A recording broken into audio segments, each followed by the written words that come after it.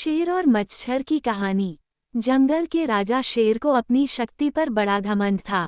वह स्वयं को सबसे शक्तिमान समझता था, इसलिए जंगल के हर जानवरों पर अपनी धौंस जमाता रहता था। जंगल के जानवर भी क्या करते, अपने प्राण सबको प्रिय थे, इसलिए न चाहकर भी शेर के सामने नतमस्तक हो जाते। एक दिन दोपहर के समय शेर एक पेड़ के नीचे सो रहा था। वहीं एक मच्छर भिनभिना रहा था, जिससे शेर की नींद में खलल पड़ रहा था। वह एक मच्छर से बोला, ए मच्छर, देखता नहीं मैं सो रहा हूँ, भाग यहाँ से, नहीं तो मसल कर रख दूंगा।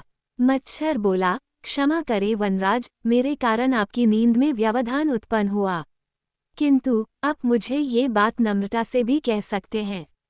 आखिर मैं भी इस धरती का जीव हूँ। अच्छा, तो तू छोटा सा मच्छर मुझसे जुबान लड़ाएगा? और क्या गल कहा मैंने? तुम मच्छर हो ही ऐसे कि कोई भी तुम्हें यूं मसल दे। मैं तो ये बार बार कहूँगा, क्या बिगाड़ लोगे तुम मेरा? मच्छर को शेर की बात और व्यवहार बहुत बुरा लगा। वह अपने साथी मच्छरों के पास गया और उन्हें सारी बताई। सभी मच्छरों को शेर की बात चुभ गई।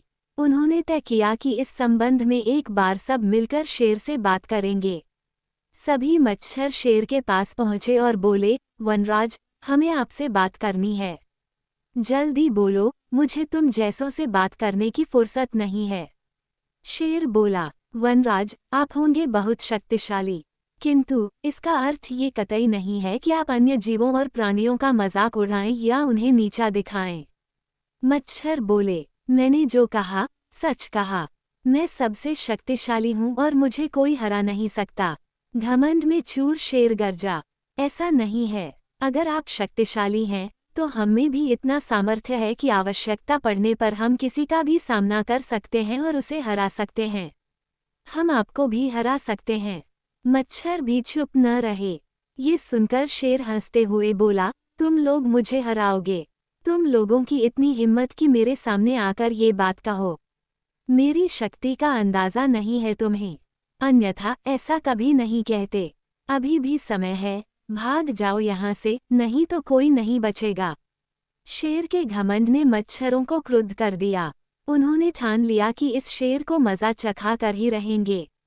वे सारे एकजुट हुए और शेर पर टूट पड़े। वे जगह जगह उसे काटने लगे। वह दर्द से कराह उठा। इतने सारे मच्छरों का सामना करना उसके बस के बाहर हो गया। वह दर्द से चीखता हुआ वहां से भागा, लेकिन मच्छरों ने उसका पीछा नहीं छोड़ा। वह जहां भी जाता, वे भी उसके पीछे जाते और उसे काटते। आखिरकार शेर को झुकना पड़ा। उसने हार मान ली। वह मच्छरों के सामने गिपड़ गिराने लगा, मुझे बख्श दो, मुझसे गलती हो गई, जो मैंने तुम्हें तुच्छ समझकर तुम्हारा मजाक उड़ाया और तुमसे बुरा व्यवहार किया। आज तुमने मेरा घमंड तोड़ दिया है। अब मैं कभी किसी को नीचा नहीं दिखाऊंगा। मच्छरों ने शेर को सबक सिखा दिया था, इसलिए उन्होंने उसे काटना बंद कर दिया। वे बोले, घमंडी का घमंड कभी न कभी अवश्य टूटता है। आज तुम्हारा टूटा है। घमंड करना छोड़ दो, अन्यथा एक दिन ये तुम्हें ले डूबेगा। और कभी किसी प्राणी को नीचा मत समझो, हर किसी का अपना सामर्थ्य और शक्ति होती है। शेर तौबा करते हुए वहां से भाग गया। शिक्षा, घमंडी का सिर नीचा।